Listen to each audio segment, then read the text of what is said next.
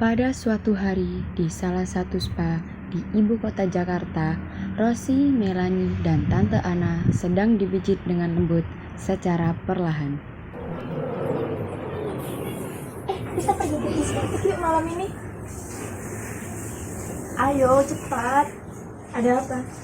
Kemarin temanku telepon, katanya dia lihat paman di diskotik sama cewek lain. Hah? Lain? Iya, makanya ayo cepat.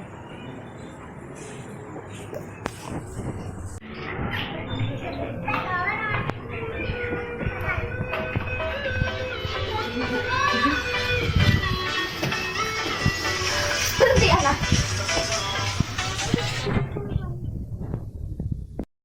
Saat Rosi beranjak dewasa, ia diterpa badai cobaan dengan ibunya yang meninggal karena penyakit kanker otak.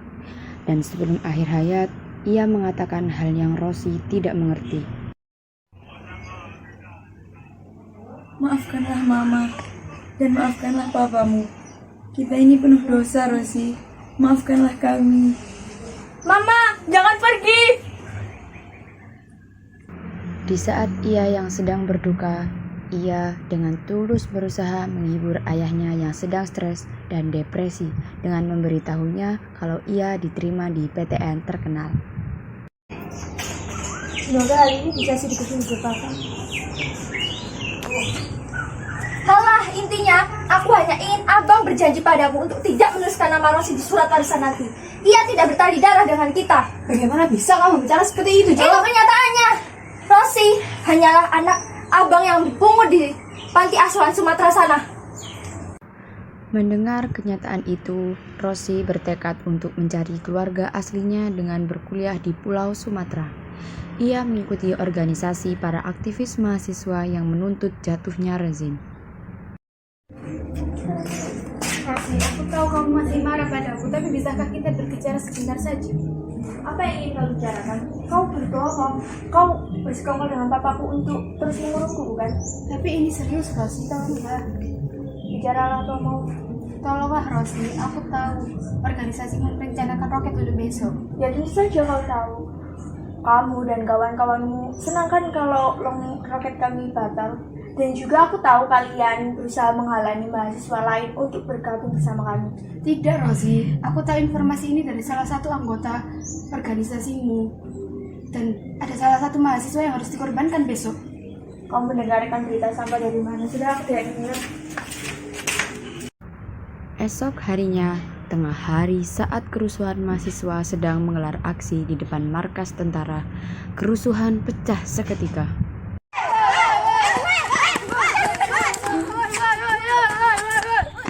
Ini tidak mungkin terjadi.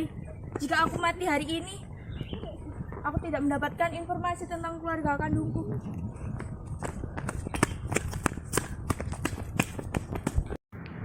Tiba-tiba peluru tajam ditembakkan dari arah pemakaman umum di sebelah markas.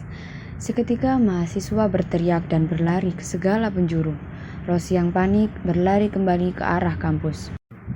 Rosi berlari ke arah toilet wanita sambil berpikir, para tentara tidak akan mengejarnya saat di kampus. Namun kenyataan berkata lain. Para tentara merengsek masuk ke dalam toilet untuk mengejarnya. Dalam ketakutan, di tengah beceknya kamar mandi, Rosi berdoa, dan keajaiban yang tak terduga terjadi. Nah, di sini kamu rupanya. Pak, saya hanya first, tolong ampuni saya. Jangan bohong, ayo ikut saya atau kamu aku bunuh.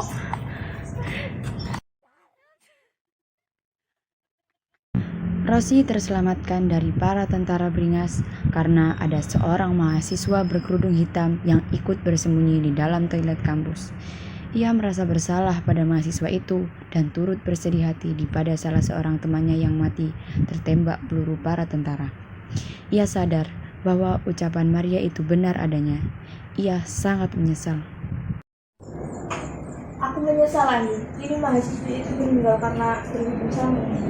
Nama mahasiswi itu adalah Lara. Dia adalah seorang prases yang berada di sana. Jangan terus kau salahkan dirimu, Rosi. Tapi ia meninggal, Ani. Faktanya di setiap revolusi memerlukan korban supaya dia jadi dengar, Rosi.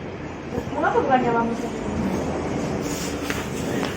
Setelah kerusuhan Sumatera, Oktober 1999.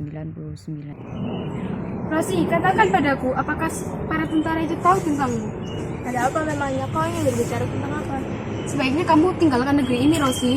Aku dengar para tentara mencari seorang mahasiswi Rosanvik. Kamu, Rosi, orangnya. Apa? Tapi kenapa mereka mencariku? Untuk apa mereka mencariku? Aku tidak tahu, yang terpenting kini hanya kamu harus mencari bantuan.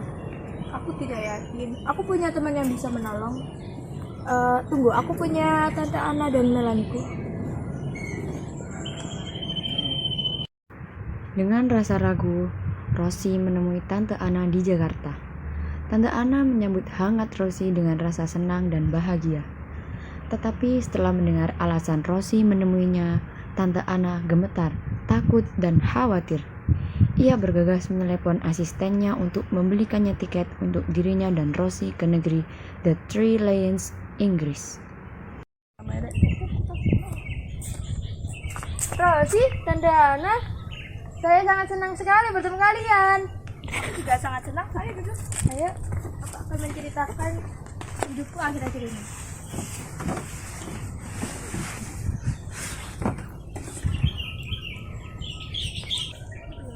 Kalian tetaplah kalian, dua gadis ibu kota yang mengemaskan. Yang kalian. Tunggu sebentar, Ron. Ada apa, Rosi? Aku teringat sesuatu, Melani. Keluarga aku semuanya dibunuh. Abi dan Umiku. Apa? Apa yang terjadi? Mereka dibunuh.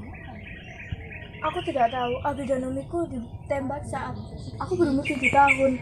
Tapi sepertinya aku tahu siapa yang bisa menjawab pertanyaannya. Setelah beberapa hari di kota Lancaster, Inggris, Rosi menikmati tenangnya suasana negeri Eropa. Ia kini membuat janji temu dengan Dharma, seorang teman aktivis yang mempelajari tentang semua tragedi yang terjadi di Indonesia.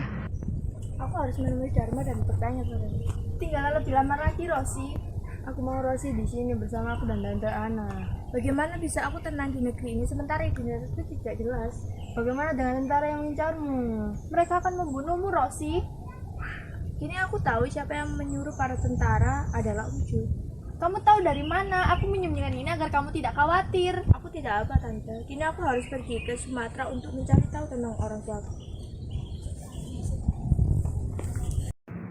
Rosi bertemu Dharma di bandara. Saat pandangan mereka bertemu, mereka saling bertukar senyum dan mereka pergi ke sebuah kafe. Bagaimana penerbanganmu?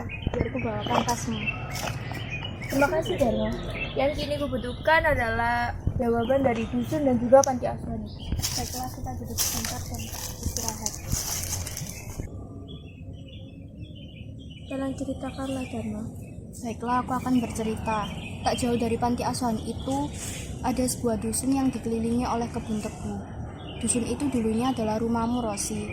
Dusun itu dibakar dan dibunuh habis penduduknya. Apa dibalik itu semua? Para tentara mendatangi dusun itu untuk menghabisi para pemberontak pemerintah. Tapi aku mendapati kenyataan bahwa tragedi itu disebabkan oleh keinginan para rezim untuk menguasai tanah dusun. Tanah? Hanya untuk mengambil harta tanah? Sayangnya banyak tragedi yang terjadi disebabkan oleh hal seperti itu. Pada akhirnya semua karena kekuasaan, sumber daya manusia, dan uang. Ada hal lain yang ingin aku sampaikan kepadamu, Rosi, tapi aku tak yakin kau dapat menerimanya. Apapun, tolong sampaikan apapun.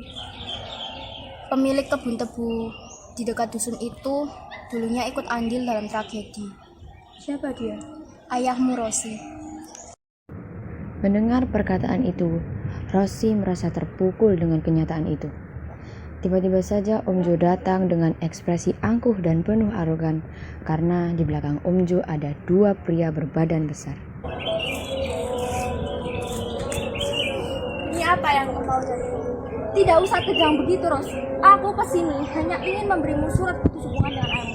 Ia sebentar lagi akan disidang dan dipenjara. Maka dari itu jangan merepotkan.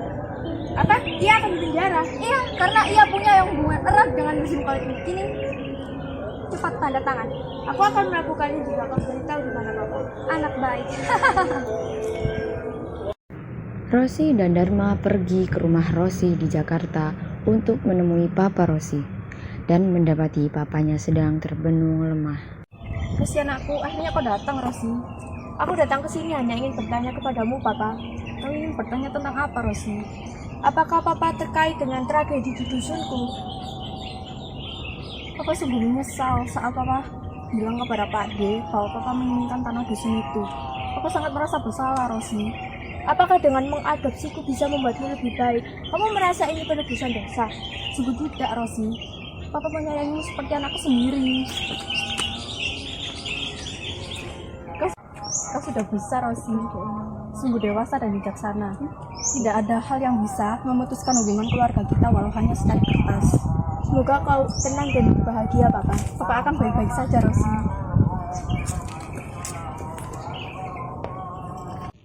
Rosi turun menyusuri tangga dan menemui Dharma. Apa kau baik-baik saja, Ros? Selesai sudah semua pengejaran dan pencarianku. Bukan, Ros. Ini adalah sebuah awal. Ya, kau benar. Orang tua kandungku dibunuh. Ayahku akan dipenjara, mamaku pergi untuk selamanya. Aku tak ada uang sepeser pun dan juga merasa bersalah akan kerusuhan itu. Tapi aku harus tetap menghadapi semuanya, kan?